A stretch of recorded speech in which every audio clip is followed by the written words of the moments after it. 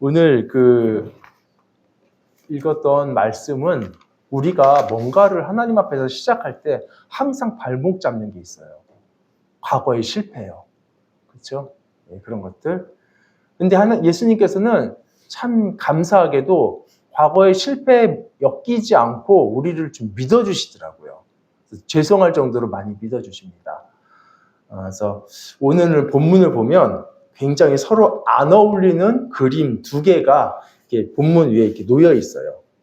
겹쳐 있는데, 여러분, 이게 우리가 15절부터 읽었죠. 그래서 앞에 나온 본문의 배경을 좀 미리 말씀드릴게요. 제자들이 갈릴리에서 밤새 고기를 잡습니다. 그런데 한 마리도 못 잡아요.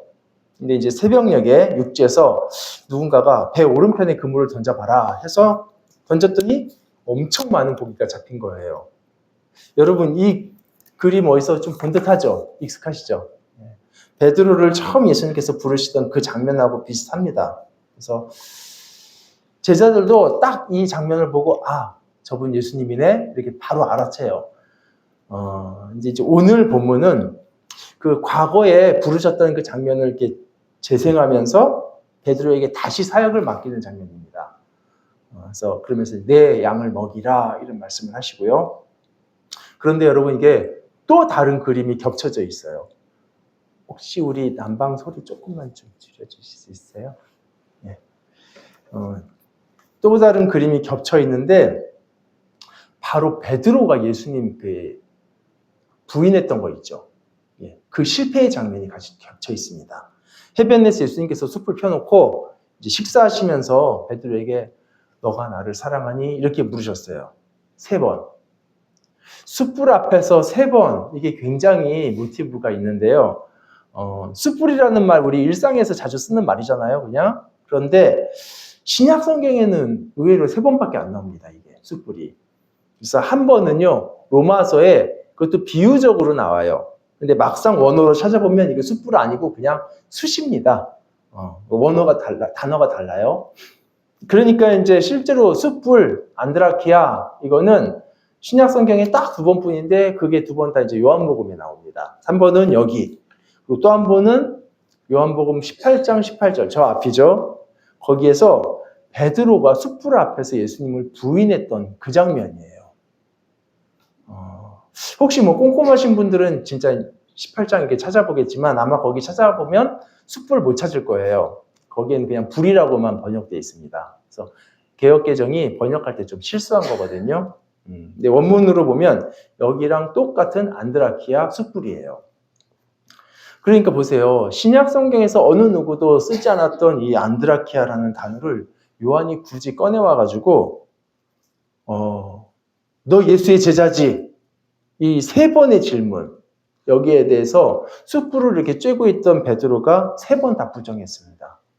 그 장면하고 지금 여기서 숯불 앞에서 너가 나를 사랑하느냐? 이 예수님의 질문에 대해서 3번, 베드로도 3번 대답을 합니다. 이게 중첩되어 있어요.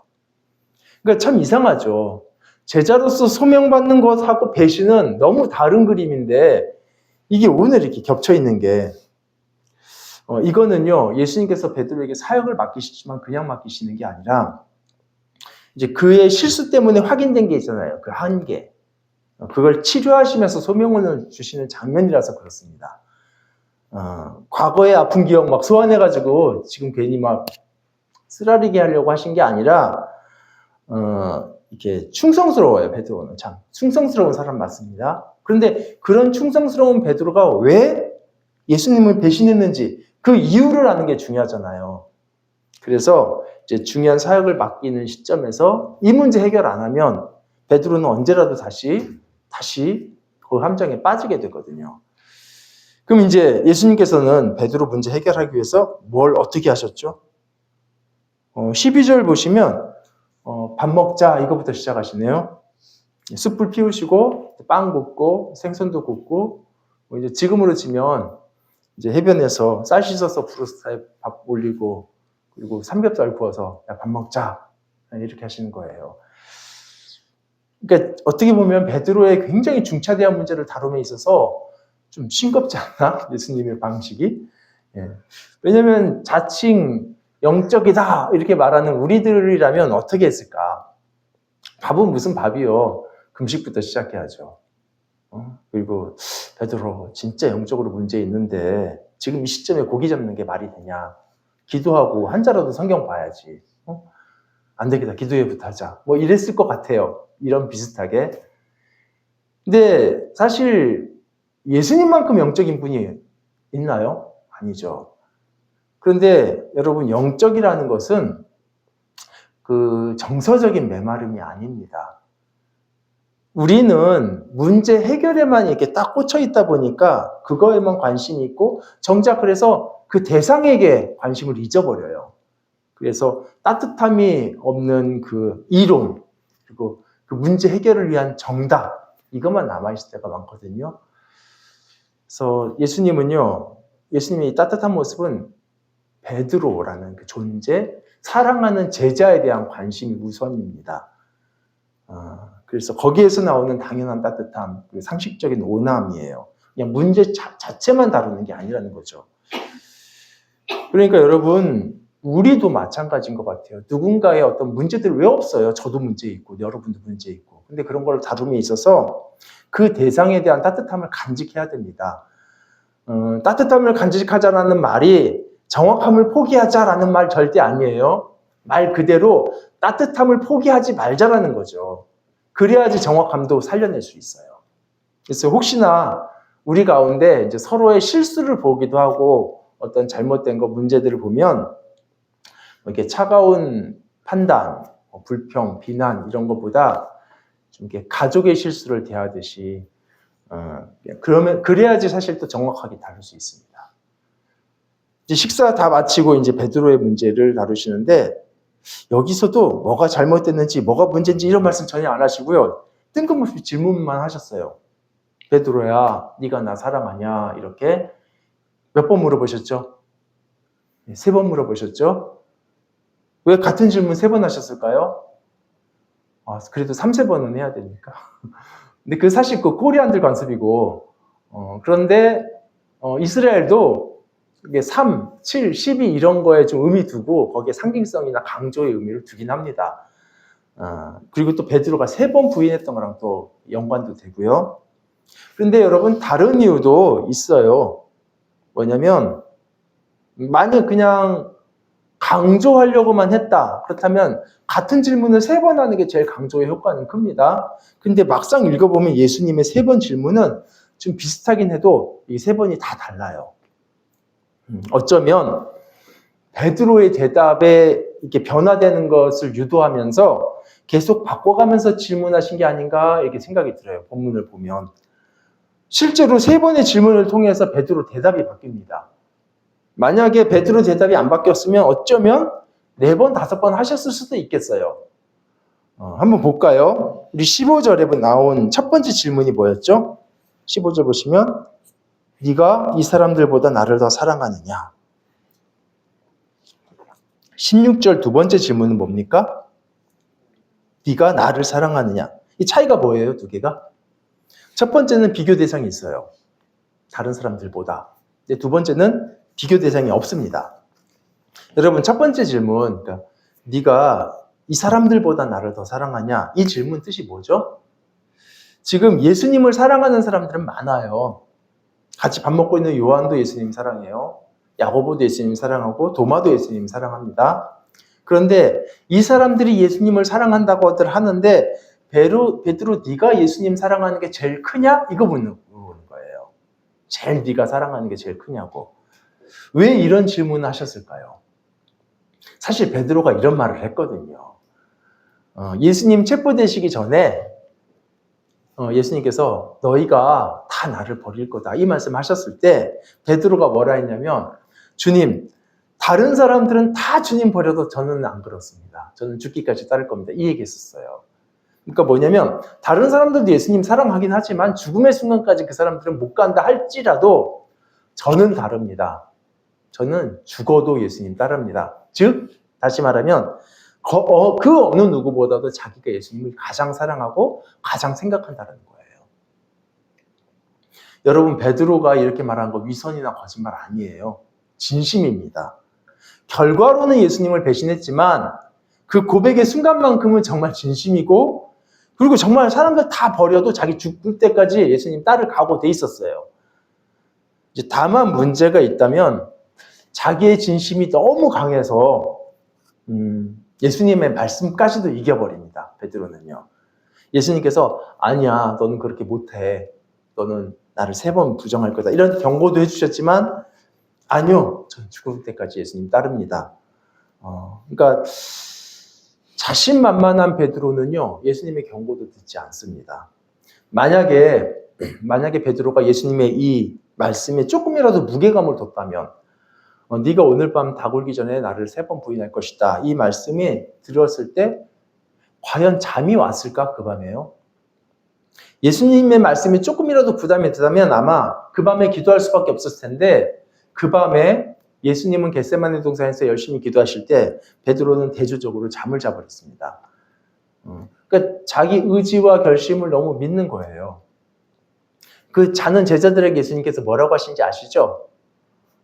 깨어 기도해라. 그리고 마음에는 원이로되 육신이 약하도다. 이 말씀하셨는데 그러니까 이 말씀은 무슨 의미냐면 우리가 마음으로는 아무리 주님 따르고 싶어도 죽을 각오돼 있어도요. 정작 육신이 약하기 때문에 한계가 있습니다. 그래서 기도해야 된다. 이 말씀하신 거예요. 근데 이제 많은 분들이 이 본문을 좀 거꾸로 해석하는 경우를 봤습니다. 많이. 그러니까 이제 깨어 있어서 기도해라. 그런데 이제 피곤한 제자들을 보니까 아이고 그래 니네들이 마음으로는 원하지만 즉 마음으로는 기도하고 싶지만 육신이 약하고 피곤하고 졸려서 기도를 못하는구나. 이제 이런 식으로 기도를 못하는 이유로 해석을 해요. 그래서 뭔가 우리가 해야 될 일을 못했을 때 마음에는 원이지만 육신이 약해서라는 익스큐즈의 용도로 이렇게 이 본문을 해석 많이 하는데 사실은 정반대 의미입니다. 기도해야만 되는 이유를 말씀하신 거예요. 우리는 선을 따라가는 것이 마음에는 원이에요. 다 우리는 성도들은 그렇습니다. 그런데 그 원한다고 해서 순종할 수 있는 건 아니더라고요. 정작 육신이 약하기 때문에 아무리 마음으로 각오를 해도 실전에서 무너집니다. 그래서 주님께서는 깨어 있어서 기도하라라고 말씀하신 거예요. 내 힘만으로 안 되니까 기도하라는 겁니다. 그래서 여러분 연약한 육신을 가진 저와 여러분 모두는요. 우리가 각오도 하고 의지도 다져야 되지만 그거 자체를 신뢰할 수 없습니다.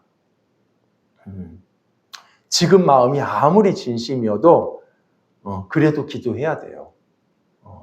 육신이 약하기 때문에. 그래서 시험에 들지 않게 깨어있어 기도하라. 왜냐하면 굳이 이런 걸 넣는다면 왜냐하면 마음에는 원이지만 육신이 약하기 때문에 그래요. 어쨌든 베드로에게 예수님이 이런 경고, 깨어있어 기도하라는 권면 별로 와닿지 않은 것 같아요. 왜냐하면 예수님 말씀보다는 자신의 굳은 각오가 있는데, 그리고 진심 어린 마음이 더 있는데, 어떻게 이런 경고가 잘 의미가 있겠습니까? 그래서 실패해요, 여러분. 그래서. 정말 마음으로 주님 따르겠다는 각오는 진심이지만, 그것만으로 갈 수 있는 길이 아닌데, 그것만 믿고 있다가 실패합니다. 그래서 지금 그 실패의 숯불 앞에서 네가 나를 가장 사랑하느냐라고 이게 이 질문은요. 사실 베드로의 그 과거, 그 실패와 연관된 모든 과거들을 이렇게 기억나게 할 만한 질문입니다. 근데 베드로가 조금 둔했었는지 이 질문을 듣고요. 평이하게 들었어요. 그리고 그냥 평이하게 대답을 합니다. 15절 중간쯤에 보시면 이렇게 대답하죠. 뭐라고 하죠? 주님 그러하나이다.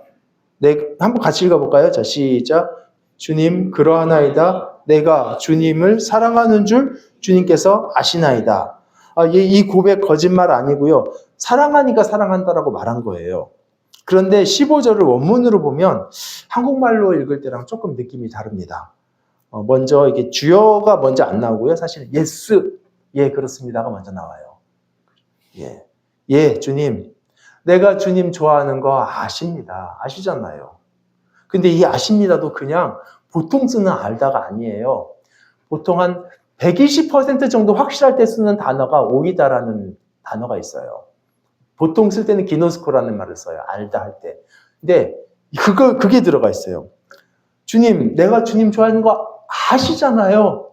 이 아시잖아요에 힘이 빡 들어가 있습니다. 그러니까 굉장히 좀 자신 있게 말한 거죠. 그런데 사실 여기서 조금 더 자세히 보면 예수님의 질문하고 베드로 대답이 약간 중요한 차이가 하나 있는데, 왜냐하면 예수님께서 질문하신 그 사랑하느냐 사랑하고 베드로가 대답한 사랑이 동사가 다릅니다. 이제 개정개혁에서는 그걸 그냥 똑같이 사랑하느냐, 예 사랑합니다 이렇게 똑같이 번역했지만 원문으로는 두 개가 달라요. 그래서 주님은 너가 나를 아가파오 하느냐 이랬더니 베드로가 그럼요. 제가 주님 필레오 하는 거 아시잖아요. 이게 그래서 아가파오는 거의 절대적인 사랑을 얘기해요. 보통 이제 명사로 말하면 아가페. 근데 필레오는 우정 또는 친구의 사랑, 이것도 대단한 겁니다. 그 시대에서 이런 건 굉장히 고귀한 사랑이에요. 근데 이제 이거를 사실 한국말로 번역하기가 너무 어렵잖아요. 이 차이를. 그래서 굳이 뭐 정확한 설명은 아니겠지만 예수님께서 너가 나를 사랑하느냐 물으셨을 때 베드로 그럼요. 제가 좋아하는 거 주님 아시잖아요. 이렇게 사랑하느냐 좋아하느냐. 물론 이것도 정확한 표현 아니에요. 그냥 굳이 억지로 설명하려니까 이렇게 된 겁니다.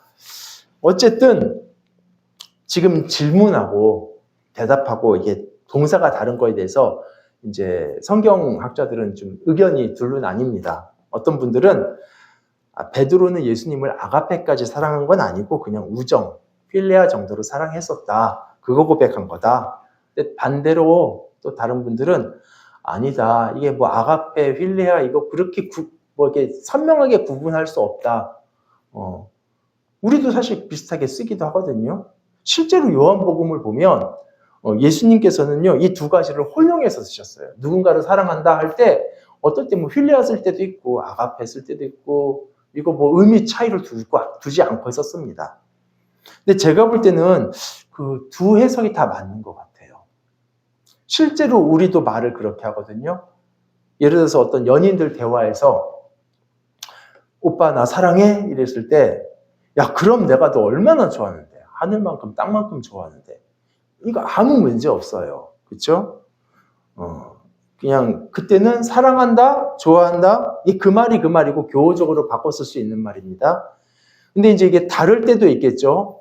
예를 들어서 아니 도대체 오빠는 나를 사랑하는 거야, 좋아하는 거야 이렇게 물어봤을 때는요. 이거 같다고 생각하고 좋아하지 이러면은 그 커플 깨져요. 이거는 다른 거죠. 그 맥락에서는.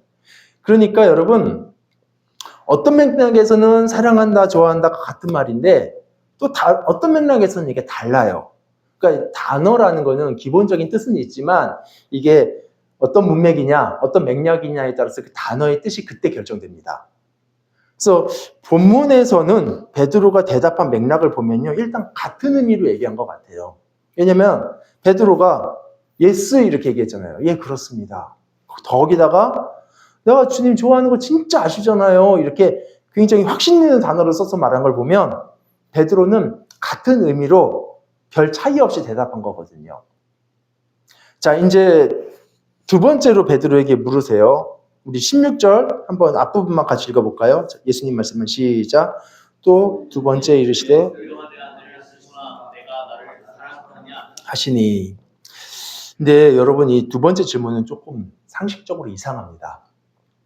제일 사랑하느냐 물어봐서 예 그랬으면 사랑하느냐 이걸 물어보는 게 좀 이상하잖아요. 그렇죠? 마치 내가 너를 태양만큼 사랑해. 그러고 나서 내가 너를 지구만큼 이게 뭐 그쵸? 당연한 거잖아요. 만약에 이 질문의 순서가 바뀌었으면은 말이 돼요. 그러니까 만약에 하실 거면 예수님께서 두 번 하실 거면 순서를 바꿔서 하셨었어야 돼요. 네가 나를 사랑하느냐? 예. 네가 나를 제일 사랑하느냐? 이건 말이 되잖아요. 예전에 제가 아주 어릴 때 그 4컷, 4컷짜리 만화 근데 이제 바보들의 대화인가? 그런 게 있었는데 뭐냐면 둘이서 이제 친구가 와 하늘에 별이 진짜 많다. 저 몇 개나 될까? 그러니까 옆에 친구가 야 저거 1000개는 되겠다. 그러니까 야 저게 1000개밖에 안 되냐? 100개도 넘겠다. 그런가 보다. 뭐 바보들의 대화예요. 근데 좀 그런 느낌인 거예요. 분명히 지금 베드로가 사랑한다라고 자신 있게 말했잖아요. 근데 예수님께서는 지금 질문의 수준을 오히려 낮추셔서 다시 물어보십니다. 이 말은 베드로의 그 확신에 찬 대답을 별로 안 중요하게 들으시는 건가? 이런 생각이 좀 들어요. 물론 베드로의 말을 못 믿으시는 거 아니에요. 만약에 그랬다면 내 양을 먹이다라는 소명 주시지 않았겠죠. 베드로의 진심을 믿어주십니다. 그래서 자신의 양떼도 맡기셔요.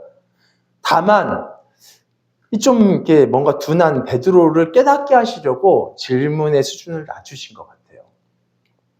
그런데도 이제 베드로는 아직도 예수님의 이거를 깨닫지 못했는지 두 번째에도 변함없이 똑같이 대답을 합니다.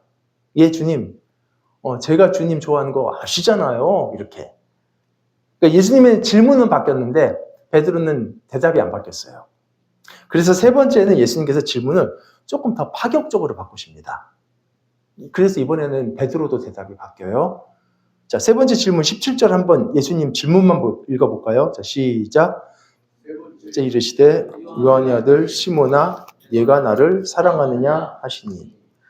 여러분 두 번째랑 같나요? 다른가요? 자세히 보시면 한 글자도 안 틀릴 것 같아요. 한국말로는 그런데 원어로는 다릅니다. 세 번째 질문에서는요. 너가 나를 좋아하니? 이렇게 물어보셨어요. 그러니까 지금까지 베드로가 대답했던 그 필레오라는 단어 있잖아요. 그거 그대로 받아가지고 그대로 질문하셨습니다. 그러니까 이거예요. 결론적으로. 너 나를 사랑하니? 예, 주님. 제가 주님 좋아하는 거 아시잖아요. 그랬더니 너 나 좋아하니? 이거. 그러니까 쉽게 설명드리면 연인끼리 대화하면서 오빠 나를 가장 사랑해? 그러니까 그럼 내가 너 좋아하지. 좋아하잖아. 그러니까 오빠 나를 사랑해? 질문의 수위가 좀 낮아졌지만 뭐 어쨌든 좋아하는 건 맞으니까 그럼 내가 정말 너 좋아하지. 근데 이번에는 오빠 나 좋아해? 이랬을 때 갑자기 기분 싸해지잖아요. 뭔가 이렇게 지금 세 번째 질문을 들은 베드로가 고민을 합니다. 이게 세 번을 똑같은 질문을 해서 고민한 게 아니에요. 17절을 보시면 세 번이 아니라 3times가 아니라 third예요. 세 번째 질문의 워딩 때문에. 그 워딩 때문에. 그래서 한번 17절을 읽어보겠습니다. 자, 시작. 세 번째 이르시되 사랑하느냐 하시니 주께서 세 번째 내가 나를 사랑하느냐 하심으로 베드로가 근심하여 이르되 여기까지만 읽어보죠. 그러니까 세 번째 질문의 워딩이 그대로 인용되어 있죠. 네가 나를 사랑하느냐? 한국말로는 이게 이해가 안 되는데 정확하게 말하면 네가 나를 필레오하느냐? 이렇게 물어보셨기 때문에 그래요. 지금까지는 계속 아가파오하느냐 했는데 자기는 필레오 이렇게 똑같은 의미니까 그런데 갑자기 예수님께서 이렇게 물어보시니까 아까까지는 사랑하냐, 좋아하냐 이거 별 차이 없이 바꿔 쓸 수 있는 말이라고 말씀드렸죠. 실제로 베드로도 그 맥락으로 얘기했고 근데 이제 세 번째 질문에서만큼은 다른 말이 돼버렸어요. 예수님께서는 의도적으로 베드로가 대답했던 필레오 단어를 선택해서 질문하셨습니다. 이렇게 질문하신 것은 필레오 한다라는 그 베드로의 대답도 혹시 못 믿으시나? 라는 생각이 들게 되긴 해요. 믿긴 하시는데 예수님께서는. 그래서 베드로가 깊은 고민에 빠집니다. 이거 대충 하는 고민 아니에요. 이 리페오라는 단어는요. 이걸로 하는 고민이 아니라 여기서 하는 고민이거든요.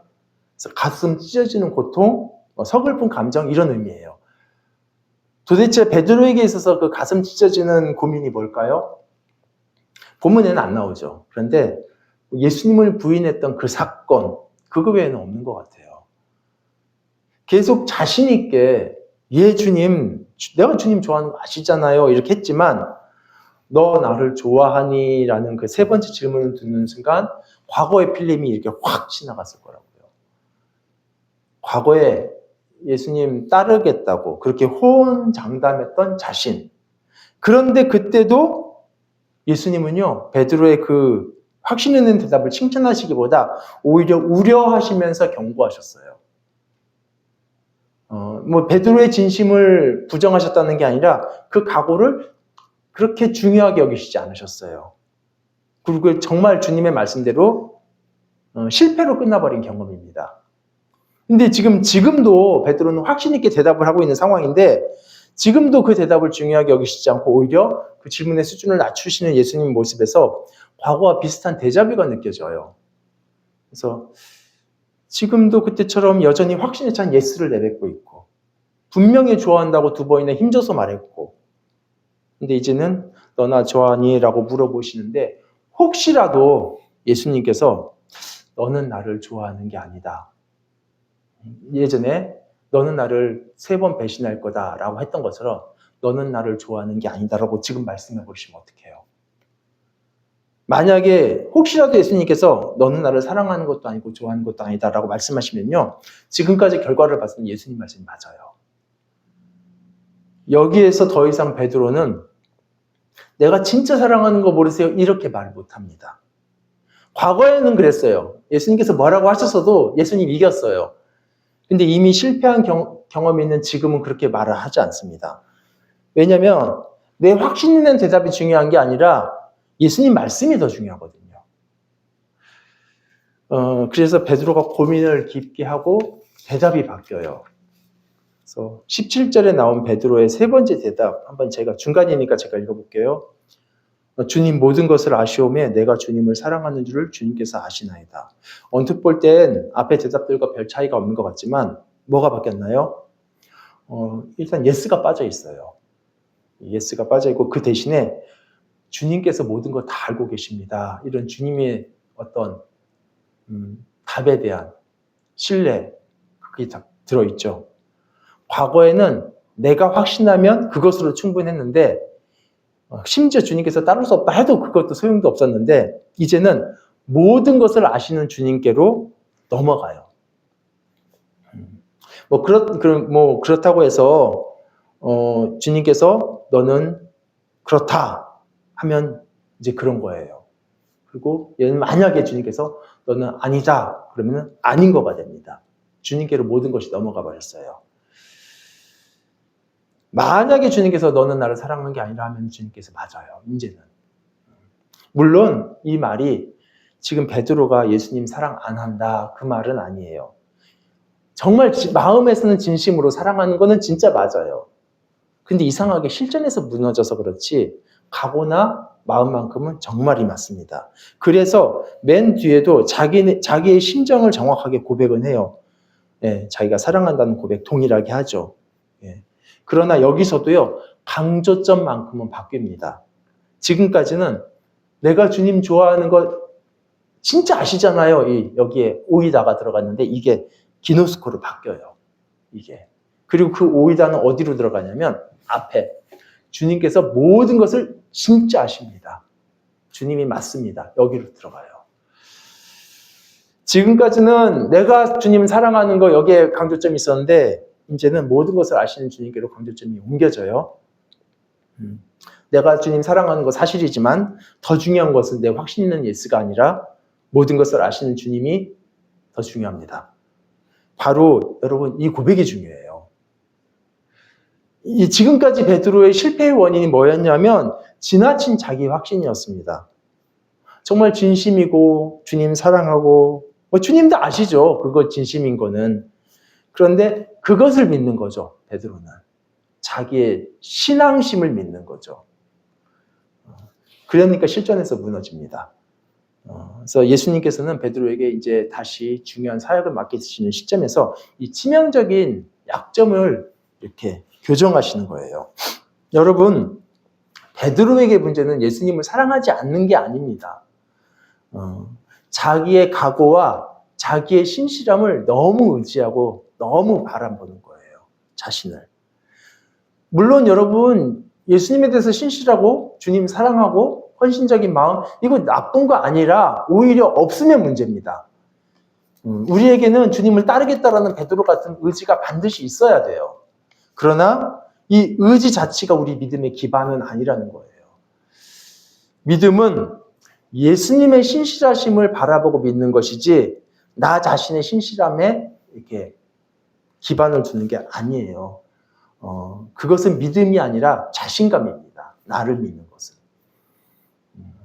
그래서 여러분 신앙생활을 하면서 시간이 가면서 신앙생활에 능숙해진다, 전문가가 된다, 그런 거 없어요.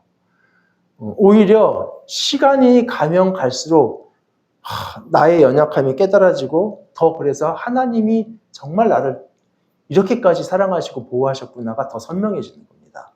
바울도 그랬어요. 우리 그 찬송가 543장 후렴에 그런 내용이 있죠.